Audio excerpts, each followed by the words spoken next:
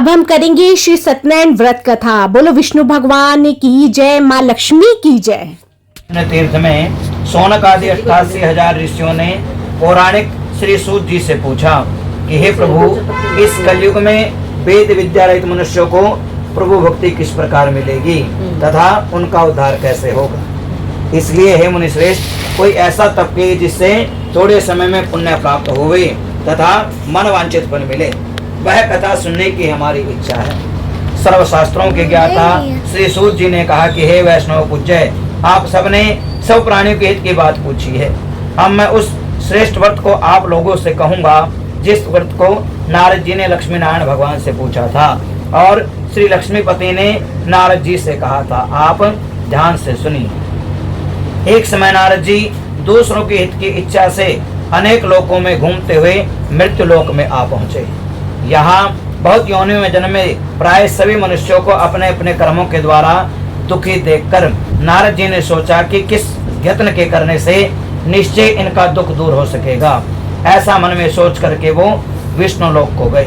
वहाँ श्वेत वर्ण और 4 भुजाओं वाले देवों के ईश नारायण भगवान को देख करके स्तुति करने लगे, जिनके हाथ में शंख चक्र गदा एवं पद्म थे तथा वनमाल पहने हुए थे। देख करके स्तुति करने लगे। हे भगवान, आप अत्यंत शक्ति से संपन्न हैं, मन तथा वाणी भी आपको नहीं पा सकती।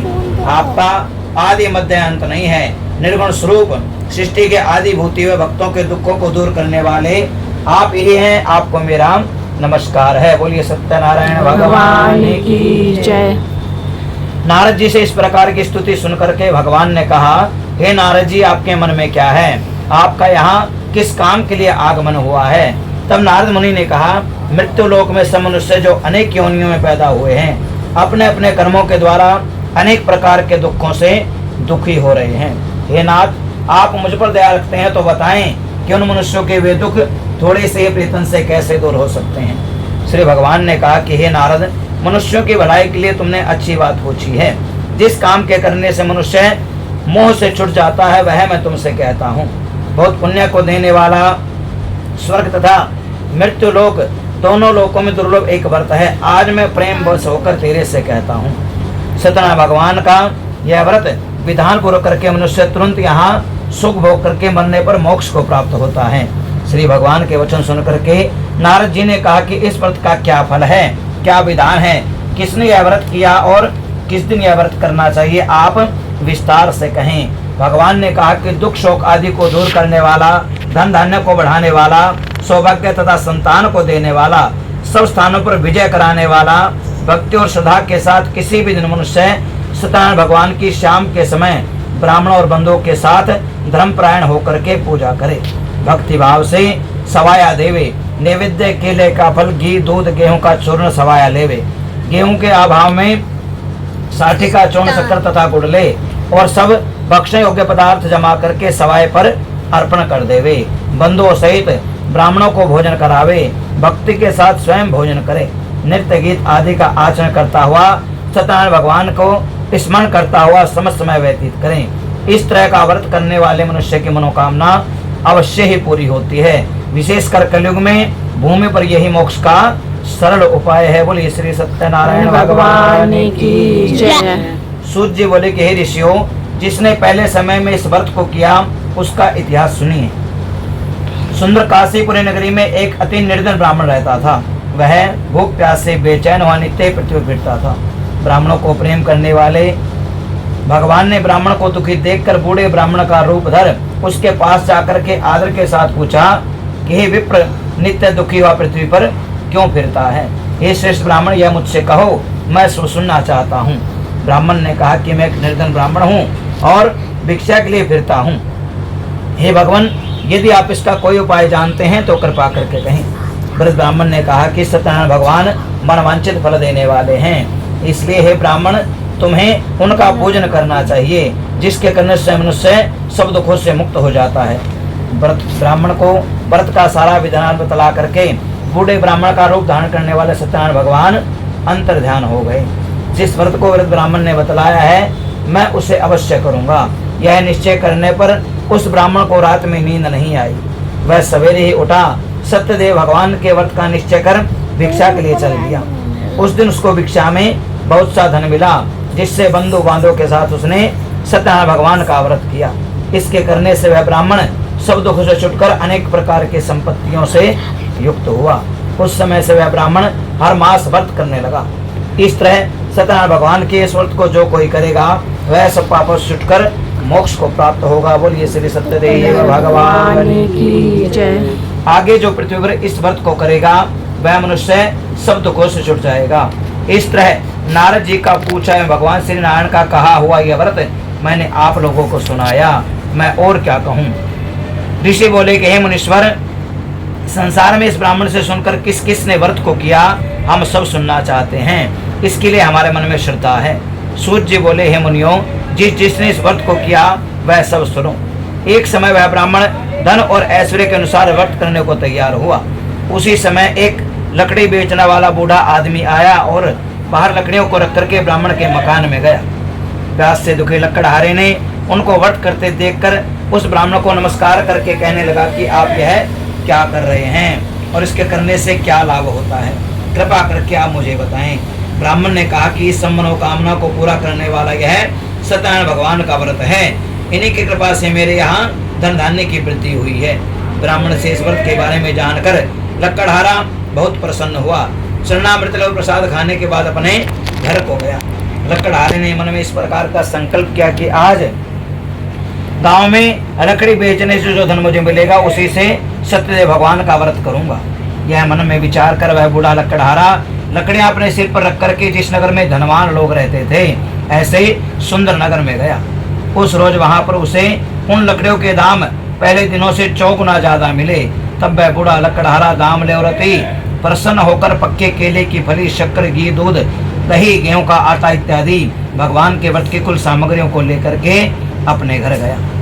फिर उसने अपने सब भाई बंधुओं को बुला करके विधि के साथ भगवान का पूजन किया। इस व्रत के प्रभाव से वो बूढ़ा लकड़हारा धन पुत्र आदि से युक्त हुआ और संसार में समस्त सुख भोग करके अंत में वैकुंठ को चला गया। बोलिए श्री सत्यनारायण भगवान की जय। श्री सूत जी बोले कि हे श्रेष्ठ मुनियों, मैं आगे की कथा कहता हूँ। पहले समय में उल्कामुख नाम का एक बुद्धिमान राजा था। वह सत्य वक्ता और जितेंद्रिय था। प्रतिदिन देवस्थानों को जाता तथा गरीबों को धन दे करके उनके दुख दूर करता था। उसकी पत्नी कमल के समान मुख वाली और सती साध्वी थी। भद्रशिला नदी के तट पर उन दोनों ने सत्यनारायण भगवान का व्रत किया। उस समय वहां एक साधु नाम का वैश्य आया। उसके पास व्यापार के लिए बहुत साधन था। नाव को किनारे पर ठहराकर वह राजा के पास गया और राजा को व्रत करते देखकर विनय के साथ पूछने लगा कि हे राजन, आप यह क्या कर रहे हैं, मेरी सुनने की इच्छा है, यह आप मुझे बताएं। राजा ने कहा कि हे साधु,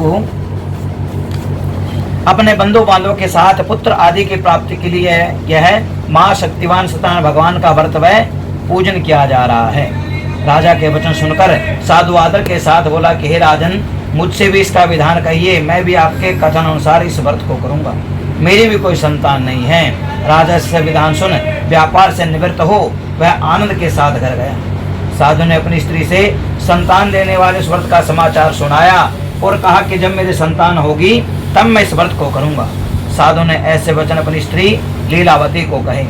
एक दिन उसकी स्त्री लीलावती पति के साथ आनंदित हो सांसारिक धर्म में प्रवृत्त होकर के भगवान की कृपा से गर्भवती हुई तथा 10वें महीने में उसके घर एक सुंदर कन्या का जन्म हुआ।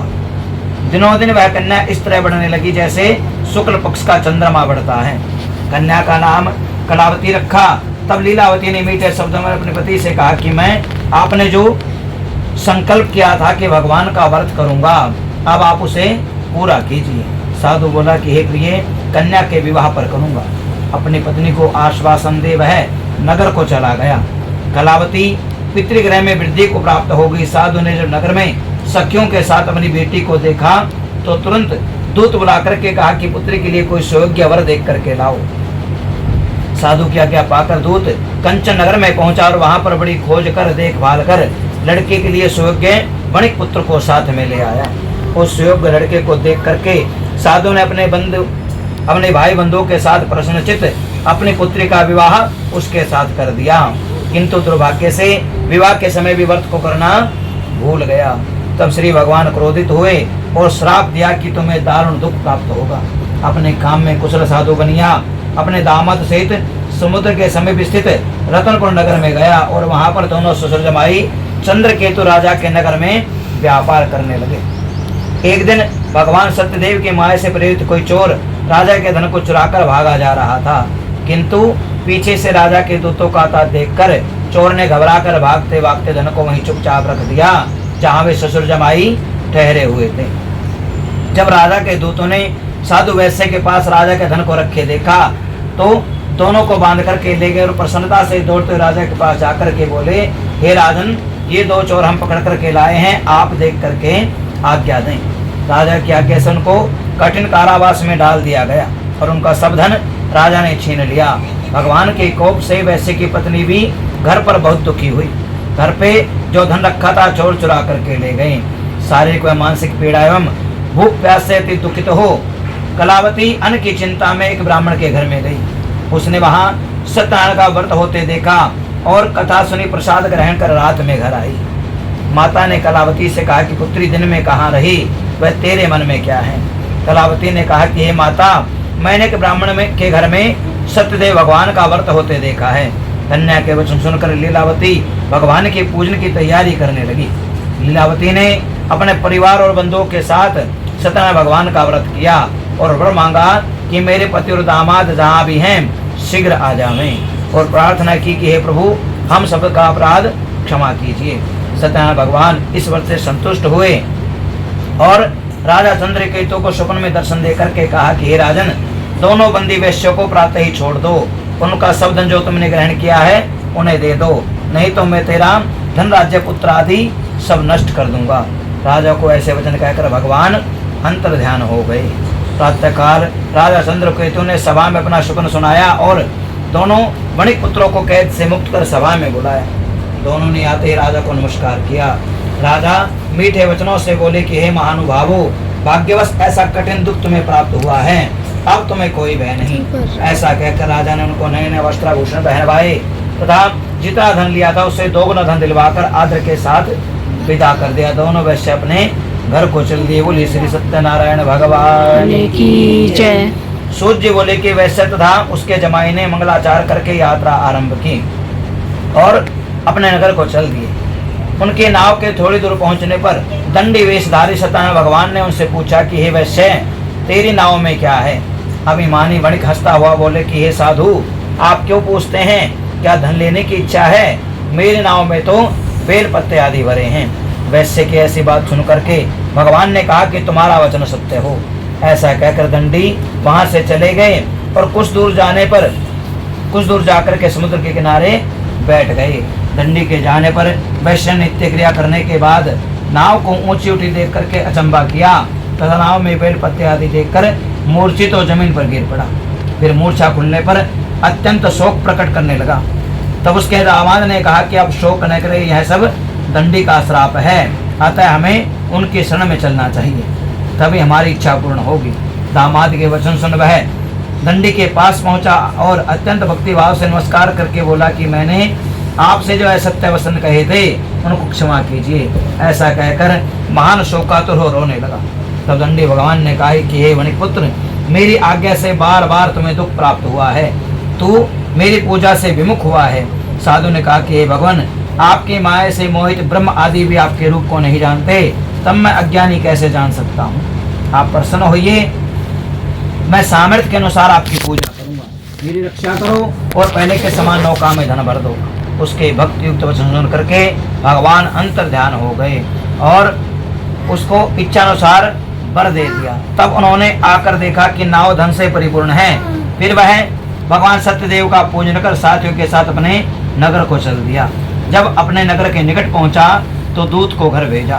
दूत ने उस वैश्य के घर जाकर के उसकी स्त्री को नमस्कार के कहा कि मैं अपने पतिदेव के आपके पति और दामाद इस नगर के समीप आ पहुंचे हैं। ऐसा वचन सुन लीलावती ने बड़े हर्ष के साथ सत्यदेव का पूजन किया और पुत्री से कहा कि मैं अपने पति के दर्शन को जाती हूँ, तो कार्य पूर्ण करके शीघ्र आ जाना। माता के वचन सुनकर उसकी पुत्री कलावती प्रसाद को छोड़कर पति के पास गई और प्रसाद की अवज्ञा के कारण भगवान ने रुष्ट होकर के उसके पति को नाव सहित पानी में डुबो दिया। कलावती अपने पति को न देखकर रोती हुई जमीन पर गिर गई। इस तरह नौका को डूबा एवं कन्या को रोती हुई देख करके वैश्य दुखित होकर के बोला, हे प्रभु, मुझसे या मेरे परिवार से कोई भूल हुई हो तो क्षमा कीजिए।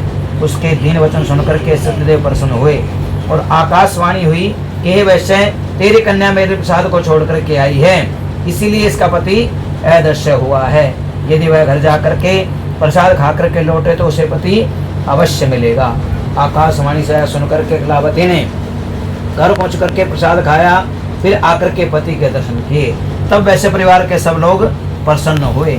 फिर साधु वैश्य ने बंधु बांधवों के साथ सत्यदेव का विधि पूर्वक पूजन किया और उस दिन से हर पूर्णिमा संक्रांति को भगवान का पूजन करने लगा। फिर इस श्लोक का सुभोग करके अंत में श्री सत्यनारायण की जय। शुद्ध एक कथा और कहता हूँ, आप लोग ध्यान से सुने। प्रजा पालन में लीन तुंगध्वज नाम का एक राजा था। उसने भी भगवान का प्रसाद त्याग करके बहुत दुख पाया। एक समय वह वन में जाकर वन के पशुओं को मारकर बड़ के पेड़ के नीचे आया। उसने भक्ति भाव से ग्वालों को बांधों के साथ सत्यदेव भगवान का व्रत करते देखा। राजा अभिमानवश वहां नहीं गया और न ही नमस्कार किया। जब ग्वालों ने भगवान का पार्स प्रसाद उसके सामने रखा तो प्रसाद को त्याग करके अपने नगरी को चल दिया।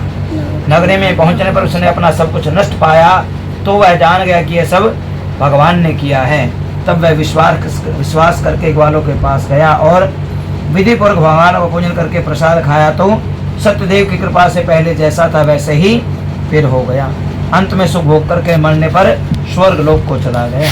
जो मनुष्य इस परम दुर्लभ व्रत भगवान की कृपा से उसे धन धान्य की प्राप्ति होगी। इस व्रत के प्रभाव से निर्धन धनी होते हैं, बंदी बंधन से मुक्त होकर के निर्भय हो जाता है, संतानहीनों को संतान प्राप्त होती है, समनपूर्ण होकर के अंत में वैकुंठ धाम को जाता है। बोलिए श्री सत्यदेव भगवान की जय। जिन्होंने पहले इस व्रत को किया उसके दूसरे जन्म की कथा सुनिए। ब्राह्मण ने सुदामा का जन्म लेकर मोक्ष पाया। उल्कामुख नाम का राजा दशरथ होकर वैकुंठ को प्राप्त हुआ। साधु नाम के वैश्य ने मोर ध्वज बनकर अपने पुत्र को आश प्राप्त किया। महाराज तुंगध्वज ने स्वयं होकर भगवान में भक्ति कर्म करके मोक्ष प्राप्त किया। बोलिए श्री सत्यदेव भगवान की जय। श्री लक्ष्मी नारायण भगवान की जय। श्री कृष्ण गोविंद हरे मुरारी, हे नाथ नारायण वासुदेवा। श्री कृष्ण गोविंद मुरारे, हे नाथ नारायण वासुदेवा। हे नाथ नारायण वासुदेवा, हे श्याम नारायण वासुदेवा। श्री कृष्ण गोविंद हरे मुरारे, हे नाथ नारायण वासुदेवा। श्री कृष्ण गोविंद हरे मुरारे, हे नाथ नारायण वासुदेवा। हे नाथ नारायण वासुदेवा, हे नाथ नारायण वासुदेवा।